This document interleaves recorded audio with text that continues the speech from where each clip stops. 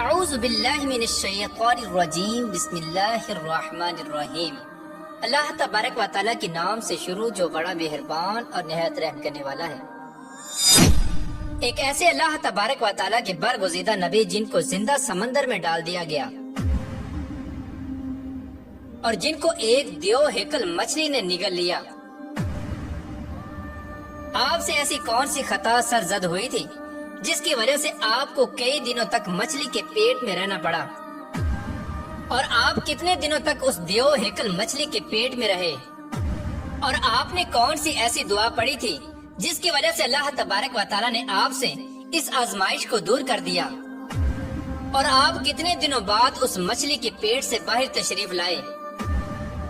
پیارے دوستو، آج کی اس منفرد ویڈیو میں حضرت یونس علیہ السلام کے عجیب و غریب واقعے کے بارے میں آپ کو بتائیں گے اور ساتھ ہی اس خاص دعا کے بارے میں بھی آپ کو بتائیں گے جس دعا کو حضرت یونس علیہ السلام نے اللہ تبارک و تعالیٰ کی بارگاہ میں مانگا تو اللہ تبارک و تعالیٰ نے اس آزمائش کو آپ سے دور کر دیا۔ اس دعا کو جو بھی مصیبت زدہ پڑے گا تو اللہ تبارک و تعالیٰ اپنے فضل سے اس کی تمام پریشانیوں کو ختم کر دے گا۔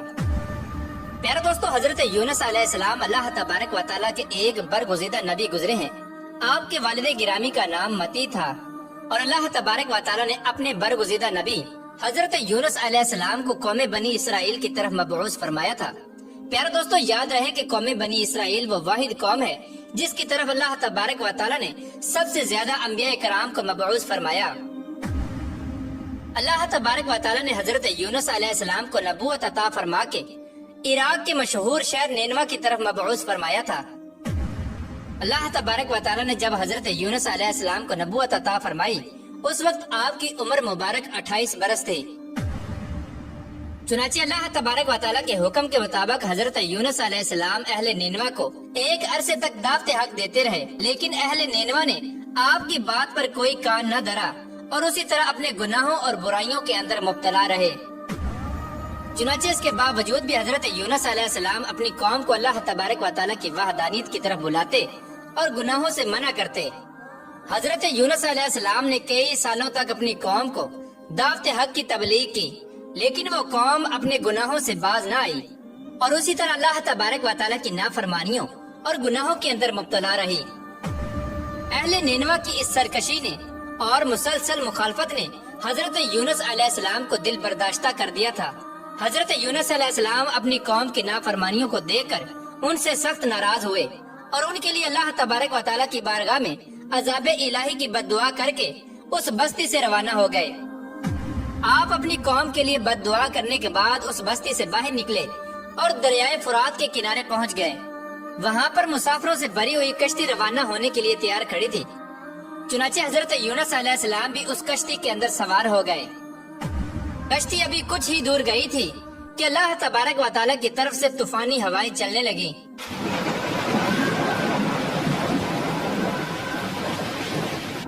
اور ان خوفناک طوفانی ہواؤں کے اندر وہ کشتی ڈگمگانے لگی۔ چنانچہ ان طوفانی ہواؤں کی وجہ سے کشتی کے ڈوبنے کا خطرہ پیدا ہو گیا۔ اس وقت ملاحوں نے اپنے عقیدے کے مطابق کہا کہ معلوم ہوتا ہے کہ اپنے آقا کا بھاگا ہوا کوئی غلام اس کشتی میں سوار ہو گیا ہے۔ جب تک اس غلام کو اس کشتی سے نکالا نہ جائے گا تب تک اس مصیبت سے نجات حاصل نہ ہوگی۔ چنانچہ ملاحوں کی یہ بات سن کر حضرت یونس علیہ السلام کے دل میں یہ خیال آیا کہ میں نے اللہ تبارک و تعالیٰ کی وحی کا انتظار کیے بغیر ہی اپنی قوم کے لیے بد دعا کر کے وہاں سے چلا آیا، اور شاید اللہ تبارک و تعالیٰ کو میرا یہ عمل پسند نہیں آیا، اسی لیے یہ آثار نمودار ہوئے ہیں اور یہ میری آزمائش ہے۔ چنانچہ یہ منظر دیکھ کر حضرت یونس علیہ السلام نے ان ملاحوں سے فرمایا کہ میں ہوں وہ بھاگا ہوا غلام جو اپنے آقا سے بھاگ کر آیا ہے، مجھے کشتی سے پھینک دو تاکہ یہ طوفان رک جائے۔ مگر اس کشتی میں سوار ملاح اور مسافر آپ کو خوب جانتے تھے اور آپ کو نیک انسان سمجھتے تھے۔ وہ لوگ آپ کی شرافت سے خوب متاثر تھے، چنانچہ ان لوگوں نے آپ کو کشتی سے پھینکنے سے انکار کر دیا۔ اس کے بعد پھر یہ طے پایا کہ قرآن دازی کی جائے اور جس کا نام قرہ میں نکلے گا اس کو کشتی سے نکال دیا جائے گا۔ چنانچہ سب کی رائے کے مطابق قرآن دازی کی گئی۔ اس قرآن دازی میں پہلی ہی بار حضرت یونس علیہ السلام کا نام نکل آیا۔ चुनाचे इस तरह हजरत यूनुस अलैहिस्सलाम का नाम देखने के बावजूद भी मल्लाह और मुसाफिरों को यकीन न आया। इसके बाद दूसरी और तीसरी बार भी कुरानदाजी की गई। हर बार हजरत यूनुस अलैहिस्सलाम का नाम निकलता। चुनाचे इस तरह मल्लाह और मुसाफिर आपको कश्ती से निकालने के लिए मजबूर हो गए। इसके बाद हजरत यूनुस अलैहिस्सलाम ने खुद ही कश्ती से छलांग लगा दी।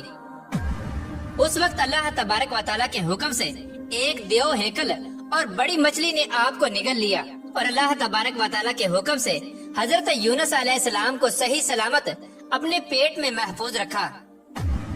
हजरत यूनुस अलैहिस्सलाम अपनी कौम से नाराज होकर उस बस्ती से चले गए थे और 40 दिन के अंदर अंदर अज़ाब इलाही के नाज़िल होने की पेश गोई भी की थी। चुनांचे हजरत यूनुस अलैहिस्सलाम ने अल्लाह तबारक व तआला के अजाब की जो पेश गोई की थी, उनकी कौम को उस पर यकीन न आया। वो लोग कहा करते थे कि हजरत यूनुस अलैहिस्सलाम तो कहते थे कि अल्लाह तबारक व तआला का अजाब आएगा, लेकिन अब तक तो अजाब न आया, न जाने वो अजाब कब आएगा। मगर कुछ ही दिनों के बाद अल्लाह तबारक व तआला के अजाब के आसार नमोदार होना शुरू हो गए। चुनाचे इस तरह अजाब इलाही के आसार को देखकर वो लोग परेशान होने लगे और एक दूसरे से कहने लगे कि हजरत यूनुस अलैहिस्सलाम की बात गलत न थी और आप वाकई अल्लाह तबारक व तआला के सच्चे पैगंबर हैं। चुनाचे उन लोगों ने अल्लाह तबारक व तआला के अजाब के आसार को देखकर अल्लाह तबारक व तआला की बारगाह में तौबा की और अल्लाह तबारक व तआला की वहदानियत पर ईमान ले आए। चुनाचे उन लोगों ने अल्लाह तबारक व तआला की बारगाह में तौबा की और अल्लाह तबारक व तआला की वहदानियत पर ईमान ले आए और अल्लाह तबारक व तआला की बारगाह में इस अजाब के टल जाने की दुआ करने लगे। उस वक्त अल्लाह तबारक व तआला ने उन लोगों की तौबा को कबूल फरमा लिया और अजाब को टाल दिया। प्यारे दोस्तों, इधर हजरत यूनुस अलैहिस्सलाम मछली के पेट में जिंदा थे और अल्लाह तबारक व तआला की वही का इंतजार किए बगैर ही अपनी कौम को छोड़कर आने पर नादिम थे। चुनाचे उस वक्त हजरत यूनुस अलैहिस्सलाम ने अल्लाह तबारक व तआला की बारगाह में अपनी खता की मुआफी के लिए ये दुआ पढ़ी, ला इलाहा इल्ला अंता सुब्हानका इन्नी कुन्तु मिनज़ ज़ालिमीन, यानी ऐ रब्बुल आलमीन, तेरे सिवा कोई माबूद नहीं, तू ही यकता है, मैं तेरी पाकी बयान करता हूँ, बेशक मैं खुद ही जालिम हूँ। चुनाचे जब अल्लाह तबारक व तआला ने हजरत यूनुस अलैहिस्सलाम की ये दर्द भरी दुआ सुनी तो उस दुआ को कबूल फरमा लिया और हजरत यूनुस अलैहिस्सलाम से इस आजमाइश को खत्म कर दिया। उस वक्त अल्लाह तबारक व तआला ने मछली को हुक्म दिया कि वो हजरत यूनुस अलैहिस्सलाम को सही सलामत दरिया के किनारे पर डाल दे। चुनाचे उस वक्त उस मछली ने अल्लाह तबारक व तआला के हुक्म की तामील करते हुए हजरत यूनुस अलैहिस्सलाम को साहिल के किनारे पर डाल दिया। इस तरह हजरत यूनुस अलैहिस्सलाम 40 दिन तक मछली के पेट में रहे और 40 दिन के बाद अल्लाह तबारक व तआला ने आपकी इस दुआ को कबूल फरमाया और इस आजमाइश से आपको निजात बख्शी। जब मछली ने हजरत यूनुस अलैहिस्सलाम को अपने पेट से बाहर निकाला तो हजरत यूनुस अलैहिस्सलाम बहुत ही कमजोर हालत में जमीन पर पड़े हुए थे। उस वक्त अल्लाह तबारक व तआला ने हजरत यूनुस अलैहिस्सलाम के करीब एक बेल का दरख्त उगाया। उस दरख्त की वजह से हजरत यूनुस अलैहिस्सलाम की हालत बेहतर हुई तो आपने उस दरख्त के साए में एक झोंपड़ी बनाई और उस झोंपड़ी में रहने लगे। चुनाचे कुछ अरसे बाद उस बेल की जड़ों को कीड़ा लग गया और वो बेल सूखने लगी। ये माजरा देखकर हजरत यूनुस अलैहिस्सलाम को बहुत दुख हुआ क्योंकि हजरत यूनुस अलैहिस्सलाम उस बेल से बहुत मोहब्बत करने लगे थे।